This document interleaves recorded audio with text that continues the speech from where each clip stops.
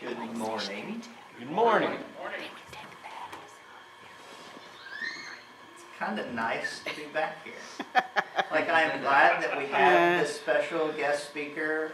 I say that trying to be intentional about not using his name. Last week, I enjoyed it. I learned, I was challenged. But at the same time, I actually really like being here. There is something that's very fulfilling about doing the work of here is what the Bible says. Amen. And on that, this morning we are back in Matthew chapter 23. And we are looking at verses 13 through 33. And since we have been away from this, let me remind you, I in no way, shape, or form have intention of covering all of those verses in one sitting, or in my case, one standing. We have broken them down into 4 parts. This is what's called the 8 woes. Some will say 7 woes because they combine 13 and 14, or forget about verse 14, and we can talk about that over tacos.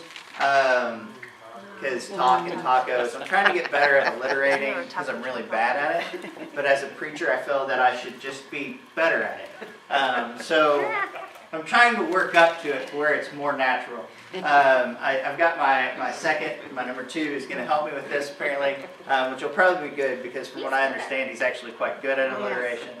But in the process, this is the 8 woes. We are on woes 5 and 6, and then next week we'll deal with 7 and 8. They are kind of coupled as they go. So 1 and 2 kind of fit together and conveyed a similar thought. 3 and 4 conveyed a similar thought.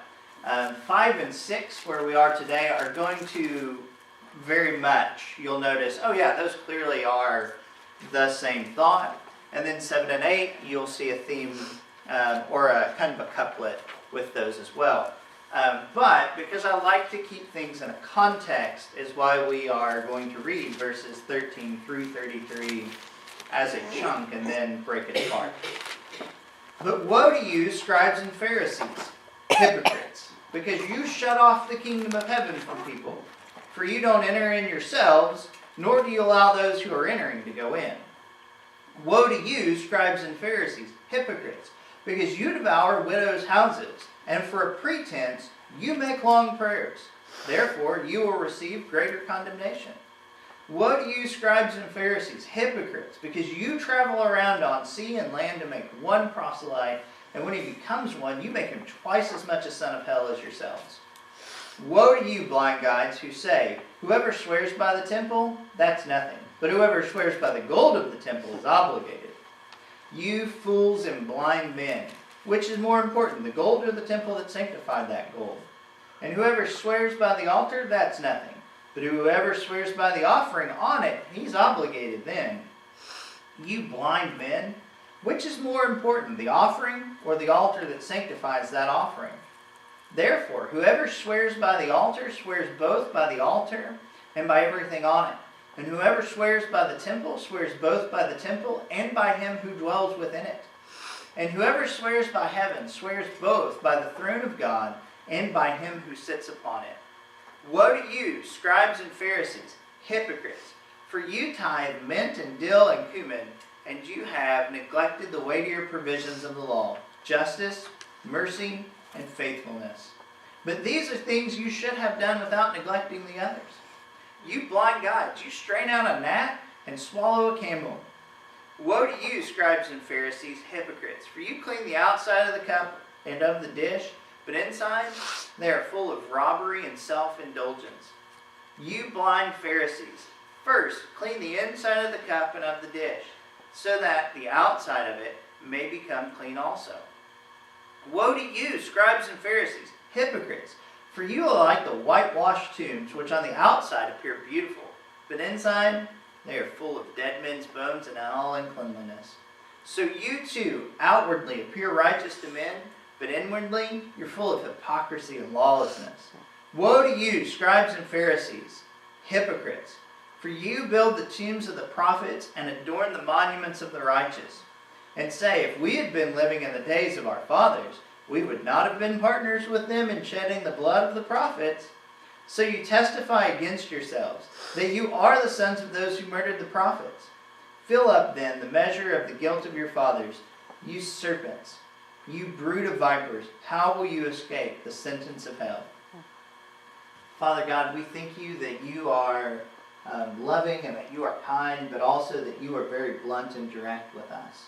God, help us to, as we study this, to not just simply wag our fingers, but help us to examine our hearts. Help us to know if we are falling more this way than as actual being disciples.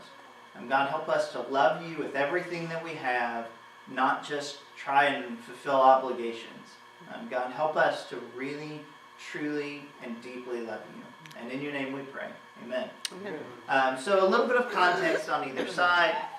This is in that very deliberate march to the cross. He is Jesus, being the he in this sentence. He is in Jerusalem. This is the last week of his earthly ministry life in the form of pre-cross. There's a lot of time that passes where he makes appearances after the resurrection. But as far as his ministry in this form, we are in the last week, and actually within the back end or middle part of the week at this point. He's clearly not going with the strategy of, let's smooth over our differences since my ministry's coming to an end. If anything, he's picking a fight.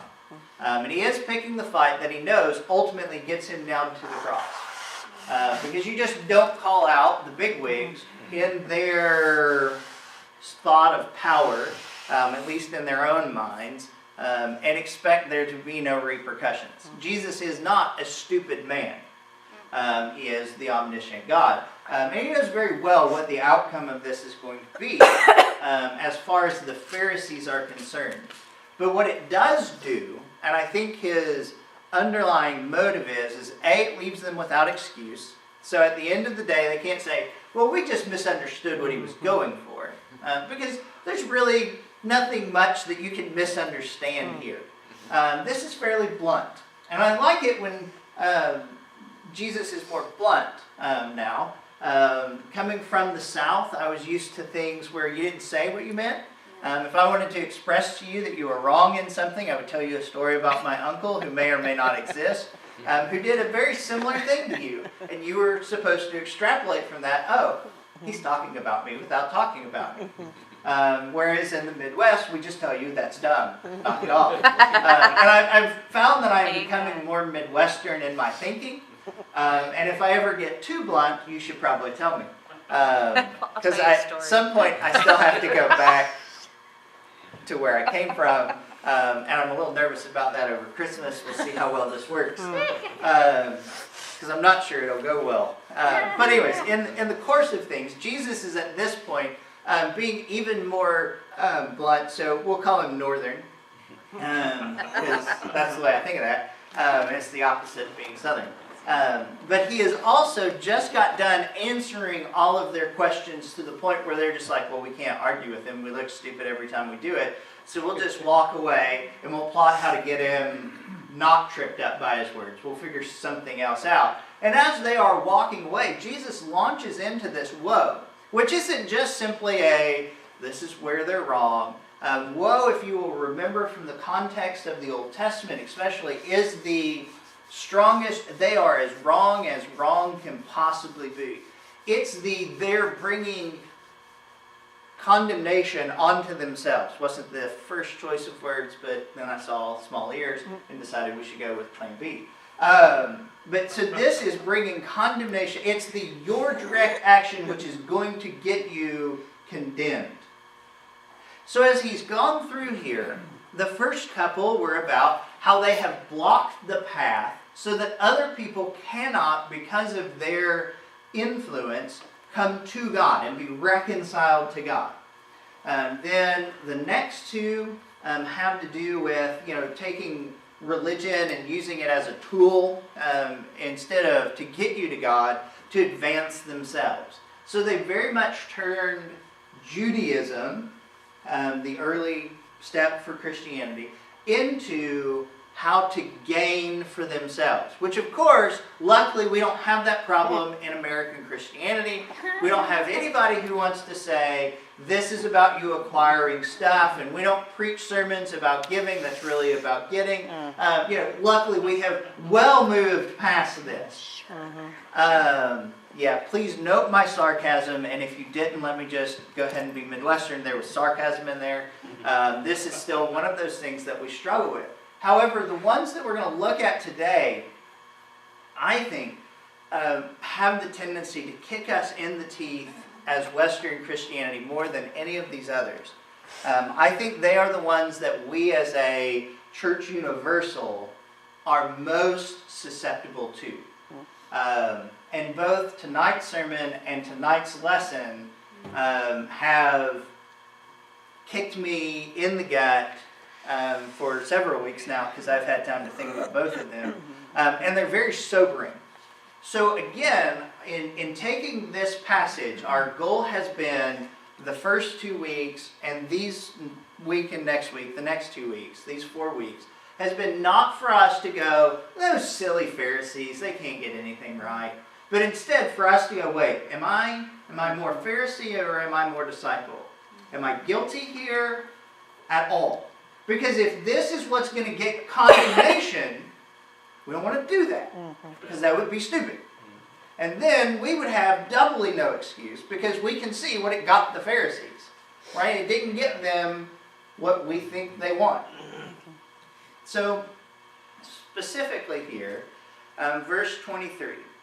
Woe to you, scribes and Pharisees, you hypocrites. And again, the word hypocrite in this case is the Greek word which means to wear a different face, kind of a thing. In Greek plays, you would have one person who could play a myriad of characters just by what mask they hold up. And there's more than one occasion in which, as people are doing a play, you would actually have like 5 characters having a conversation that's really one person kind of talking to themselves. And to distinguish, they would hold up the "this is who I am today" mask, and then, okay, I'm playing this part, and they would just switch the mask over. Those of you who do print or things, you'll notice that one of the things that always gets shown for drama is there's normally a black mask and a white mask. That's what that's a reference to. So every time you throw that up, you're saying drama are hypocrites. But notice that it's not just simply one who gets it wrong sometimes. This is how we use hypocrite. Somebody who says, I believe that you shouldn't cheat, and then stumbles once or twice and cheat. This instead is somebody who says, don't cheat, and then has a plan for how they're going to go cheat routinely. That's a hypocrite. Somebody who says one thing knowing full well that they're going to go do the other, which is different than, oh, I messed up. So we use it wrongly, especially in churches when we're all hypocrites. No, we're all wrong. We all sin, unfortunately, which really takes away from God's glory, which is a real problem. But at the end of the day, we shouldn't be planning how we're going to say one thing and do another. That's what the Pharisees are doing. But in this particular case, for you tithe mint, dill, and cumin, and have neglected the weightier provisions of the law, justice, mercy, and faithfulness. So on the front end of this, as we are thinking about it, we have a tendency sometimes to talk about how the Pharisees would take a law and then they ran and created their own system around it. This isn't an example of that. This is actually them following the law. We typically think of tithing wrong because we think about it in the sense of monetary and monetary alone. And about as deep as we tend to discuss the tithe in modern churches is, well, does it come off my take-home pay or my gross? And we work through that. And it should be noted that Jesus is talking before the cross, so with that being also there as keeping it in perspective and context, what the Pharisees are doing here is not creating a minutia that they expect other people to follow. They're actually following the law. And for example of that, we're going to turn to my favorite book of the Bible, Leviticus. Leviticus chapter 27, verse 30. And you can or can't turn there, it depends on how you can do it. But thus, all the tithe of the land, the seed of the land, and the fruit of the tree is the Lord's. It is holy to the Lord. So this is, okay, so all that comes from the land. If you're a farmer and you grow something, let's say that you grow, because it came up earlier, you've got some tomatoes or bell peppers. I've got bell peppers growing on my back porch, and oddly enough, I have mint growing on my back porch. I had intended to grow some things that I could, not the bell peppers, but that I could make some good tea out of, because I thought this would be fun to try. The only thing that survived in that, though, was the mint, because mint is survivable. I think it will survive a nuclear blast, is what I'm deciding. But in any case, anything that we were to grow, you would take 10%, 1 out of every 10, 10 out of every 100, 100 out of every 1,000, and you would bring that to the temple, because that was the Lord's. So all the things that you produce, all the things that you grow, 10% of that, not just what you get off of that. Because most of what you have is somewhat of the farmers. The other reason for that, Numbers chapter 18, verses 21 through 32. And I'm going to do my absolute best to not commentate too much here. To the sons of Levi, or to the Leviticus people.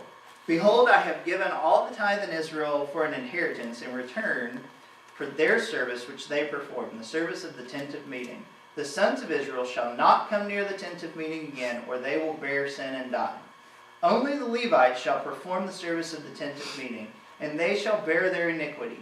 It shall be a perpetual statute throughout your generations, and among the sons of Israel they shall have no inheritance. For the tithe of the sons of Israel, which they offer as an offering to the Lord, I have given to the Levites for an inheritance. Therefore I have said concerning them, they shall have no inheritance among the sons of Israel. Then the Lord spoke to Moses, saying, Moreover, you shall speak to the Levites and say to them, when you take from the sons of Israel the tithe which I have given you from them for your inheritance, then you shall present an offering from it to the Lord, a tithe of a tithe. So essentially, the way in which this was supposed to work was, since the Levites don't have land, they are they're forbidden to own land, especially in Israel, because they are a particular set apart. In a real sense, they're kind of the tenth or the tithe of Israel people to the Lord, in a sense. You can't press that too far. But in a sense, they're dedicated and solely do God stuff. That was their job. And so they don't have land. They don't go back until their land. So when they come to the time of offering for themselves, they wouldn't have the ability to bring anything. So the offering, or the tithe specifically, is partially, yes, to finance the temple. Yes, it would, and we're going to speak in kind of modern terms, pay their light bill, pay their sewer bill, all of those sorts of things. But it would also then give the Levites, who don't have the benefit of having the option of being bivocational or otherwise employed, to bring an offering as well. It allows them to participate, much in the same sense as when you have children and Mother's Day rolls around and your children have no job. So how are they going to buy Mama a gift?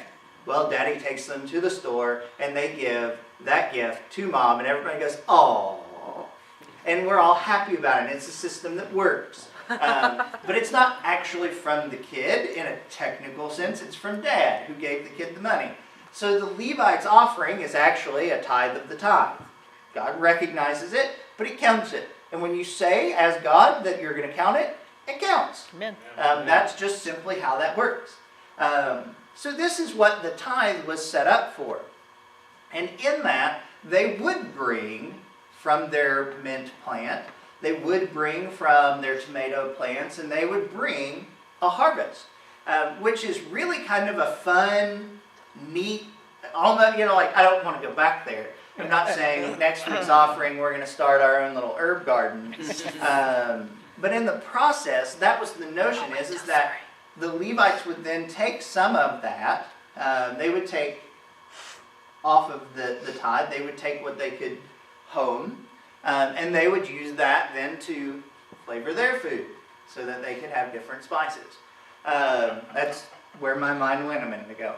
But this is the notion, is that they're not, and we read those two, there's other references of the tithe, but you get my point. So I just wanted us to see that they're not taking it to some silly extreme where God meant it to be at this level and they've taken it to a whole new level to show their holiness. They're just following what the law says. And they're following it more correctly than any of us do. If you want to go back under the law and you want to do it by the letter of the law, which is what this is against, then they're doing it and they're outdoing us. So before we go, you stupid idiots, we should probably slow down and make sure we understand what's going on here. Because Jesus is saying, you're exemplary in these little small parts of the law. Which is interesting that he would, have a weightier part. And what he's getting at is not that, there's some grace if you were to break this, and I've just got no grace over here. This is my favorite part of the law. This is my least favorite part of the law. That's not what he's getting at. What he's getting at is motivation. What he's getting at is, sure, you keep all of these things which are pretty easy to just follow the rules. You do this fairly easily. That doesn't seem to be that big of a deal to, if I have 10 shoots of mint to cut one off and bring it in with me. That's not that big of a deal. But what is a big deal is this back part. Now notice, and if you had your choice, I think we can hear which way we would go. Justice, mercy, faithfulness. Those are the things that you're not doing. Those are the things, Pharisees, that I really wish that you would do, not forgetting about the law, but I really wish that you would do in addition to what you're already doing. This reminds me of, and I hope it does with you as well, Micah chapter 6, verse 8. Very familiar verse. And I don't think anybody will go, I don't know where you're connecting that from. He has told you, O man, what is good. And what does the Lord require of you? But to do justice, to love kindness, and to walk humbly with your God. Now, in Micah, that's the context of even talking about how they've robbed God. And they're like, we're good with God. God likes us. We're his favorite. And as you go back, if you look through the minor prophets, or the major prophets for that matter, what you'll see is that God is really going to judge them and send them into exile because they're just taking advantage of people. Because they might follow the rules, they can check the boxes, but then they walk right out the door and they go do whatever they want to do. We also see this because I can't resist. I was going to try really hard, and then I just decided why. In Zechariah chapter 7, verse 9. So if you come back tonight, you get to hear these two verses in their context. Thus has the Lord of hosts said, dispense true justice, and practice kindness and compassion, each to his brother. Do not oppress the widow or the orphan or the stranger or the poor, and do not devise evil in your hearts against one another. This is directly God saying, both there and in Matthew, and to us, sure, following the rules is important. You don't get to just jettison the rules, but there's also, what's your motivation? Why is it that you're doing that? Is it so that you can check your box? Or is it because you actually love me? And that's the question that comes with this. They were following the rules because people watched them follow the rules. The people Jesus is talking to in Matthew chapter 23 would have known and would have watched the Pharisees be very deliberate about following all of the rules. And it would have been hard for you to go up to a Pharisee and be like, well, I saw you miss these things. These are the things you're not doing in the law that we are. They are just that meticulous. But what they get is the rules. What they don't get is the relationship. And this would be, for those of you, we live in a time in which this charge is leveled, and I think legitimately often to the church. often from our own and from the outside. Well, you don't really believe that. You're just going through the motions. And that's what this is about. If they really loved God, if their obedience was born from something internal, as opposed to here's the checklist, but here's the internal rule, then they follow these other things. And these naturally accomplish.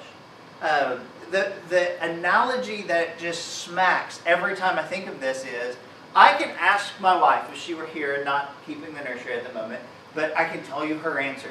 Honey, do you want me to not cheat on you? Her answer would, of course, be yes. I don't want you to cheat on me. But if I turn in and say, do you want me to not cheat on you because I love you or because the rules say I can't cheat on you? She's not going to go, well, as long as you follow the rules, it's okay. Because if I only follow the rules, I lose. Because clearly, I am cheating on her. Because as we have learned earlier, where my heart thinks is where my actions are. Amen. Jesus makes it very clear that if I think of a woman in those terms, I've already gone there. But this is also what Jesus is now also using that same principle. Do I follow the rules because I love my God? Or do I follow the rules because that's what I'm supposed to do? I especially am very prone to this camp. If I'm going to fall off the mark somewhere, I'm a really good rule follower. In a general sense. If I had to pick some other philosophical system to rule my life, if for some reason I go stupid and I give up Christianity, and I mean it in that sense, then I would go to what's called duty ethics. And there's a fancy word, but nobody cares. That's just where I would fall, because that's the hardwire of how I think. Well, this is my duty. And I will often talk about that. And if I'm not careful, there gets to be I will just do my obligation instead of do what I should. Because sometimes, I have a Monday too, in which I wake up and I go, I don't want to go to work. I could roll over, I could call my boss, I've got enough sick days. I could just roll over and take another 2-hour nap. And I bet when my daughter goes to nap, I could take another 2-hour nap, maybe. I don't exactly know how long she naps. But at least an hour, I could get some good rest time and recoup it. Because I don't really want to go to work some days. But, like the duty part of me says, I'm going to go to work because I like to eat. So I'm going to go to work. So there's that duty. Or I could go, I really like what I do. I really love what and so there's a motivation that moves me to go to work. That's not just simply, that's what I'm supposed to do. I'm a guy, and I go to work. There is that, which is the motivation. Your boss doesn't always care which one. Your God does. I work for a guy who, if I told him, I really don't love this anymore, but I'm going to get it done for you because that's our agreement, and you're going to pay me because that's also our agreement, then he would be like, okay, whatever. As long as it gets done, I don't care. But it doesn't work when we come to our God and say, okay, I'm going to go to church because that's what I'm supposed to do. But instead, because he's going to go, well, then you should just stay home. Which is weird when your pastor tells you that God says that you can stay home. But understand that the point, at that point you should evaluate, do I really love God if I don't want to go worship Him in a corporate sense and really even be able to feed off other people's worship and get sharper because somebody pointed out something in Scripture that I'd never seen before? Which, by the way, thanks. This morning we're sitting in, I have read Exodus I don't know how many times. Because I absolutely love that book. It's not my favorite, Leviticus is, but it's one of my favorite books, and I find the motif to be everywhere. And we were in this part that I've read a million, and I always thought ill when I'll just say it now, I've always thought ill when not the disciples, the Israelites are like, no, Moses, you're going to have to go talk, because we don't want to talk to God. I always thought, those losers, they have the ability to talk to God. And now they're saying, well, let's have a mediator. But then, in this parallel, over in Deuteronomy, it's called a good thing. Like God praises them for making the right choice. Oh, I learned something. And that's why we come to God, because I have to. Do I go on mission trips because that's what we do?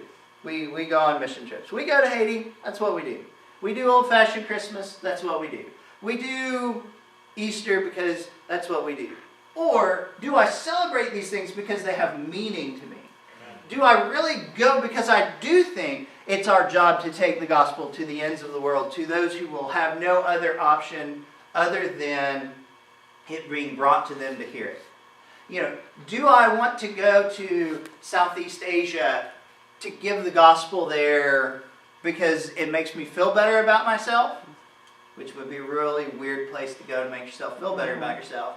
Or do I go there because they're in desperate need of the gospel and I love my Jesus so much that I want to give people the gospel? Do I sing on a Sunday morning because I really like to sing?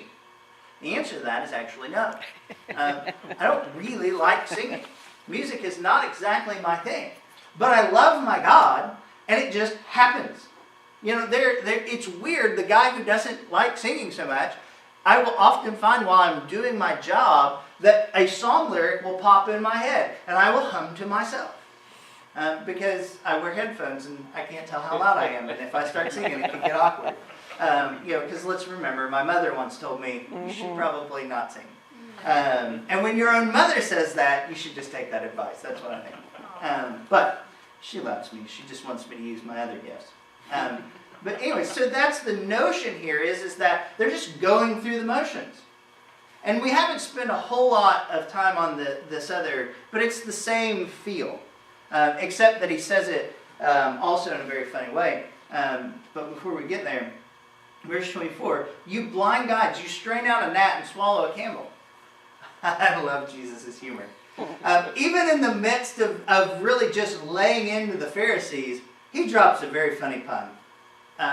And we miss it in English because we get the size comparison between a gnat and a camel. But what's interesting is that in the original language, these are almost the same word. So it's one of those times. The word camel is G-A-L-M-A, galma. And then the word gnat is G-A-M-L-A. So the first, or the middle two letters are just switched, which really makes it sound the same and kind of funny. And Jesus' whole point, I mean, like you can imagine somebody straining out a gnat and then, oh look, there's a camel in your suit. There's just something kind of funny about that. Which then brings into the other analogy of, you wash the outside of the cup for purity reasons? The inside is what's touching your food, or your drink, or whatever you're putting in there. And his point becomes very clean. Start with the internal. There is something to be said of, you should read my Bible. I don't really feel like it. Okay, I'm going to go read my Bible. But what is you have to have the intrinsic motivation, or all of it is for naught. Not in the sense of you won't get anything, because often as you're going through and you're, okay, I'm going to make myself, then that spark comes back. And you go, oh yeah, this is why I like doing this. This is because, okay, now that I'm getting back to God. And we lose that because we've stepped away. We've allowed ourselves to drift. And as we drift from God, our desire for God wanes. But then as we sit down and we begin to pray, and we begin to read our Bibles, and we begin to fellowship with people, then it's like a coal that's fallen out of the fire. When you kick it back into the fire, it gets hot again. It starts to fire again. And that's the way our soul is. Oftentimes we just need to have it kicked back into the fire. And that comes from community, yes, but it also comes from sometimes the discipline. But what this is getting at is that they're totally devoid from anything that it matters inside to them. This is just them going through the motions so they can say, I'm grand.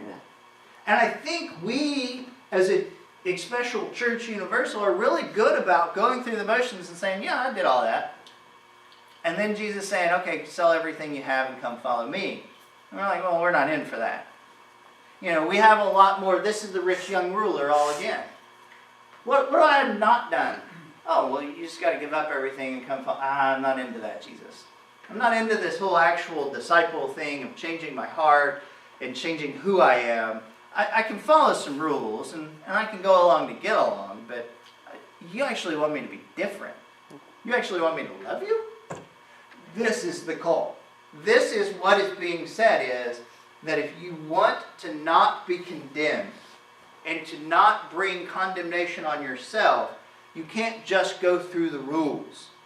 You have to have the love.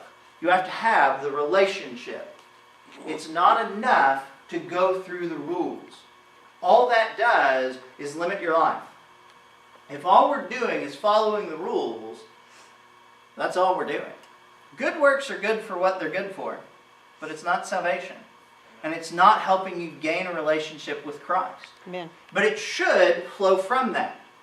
It should, once I get the intrinsic, I love Jesus, yes I do, I love Jesus, how about you? I don't know why that's in my head. In my heart going, then there is this moment of, I'm going to do what God wants me to do. But if I am cold to God, it's really easy for me to go do all the things that I just want to go do. And it's easy for me to fool you. I forget which president said, it's easy to fool all the people some of the time and some of the people all the time, but you can't fool all the people all the time. Well, you can't fool God none of the time. Yeah. And that's the point here. The Pharisees are really good at putting on a show of, here's my Christianity, of validate me. Or I guess they would say, here's my Judaism, validate me. And I think we have a lot of people in churches today that are desperately just seeking approval, and they can jump through the boxes. And we're really good at, see, I'm performing, love me.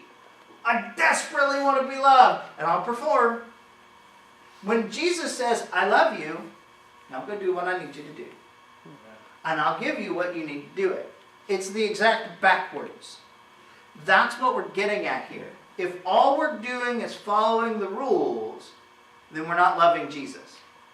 And if we're not loving Jesus, then we're still in the same place that the Pharisees are. We need to be very careful that we're doing what we're doing from the right motivation. Yeah. Or it's worthless. It's not going to build us into the kingdom. And it's not going to build the kingdom. The right thing done for the wrong reasons is still the wrong thing. Which makes this very hard. If you would, pray with me.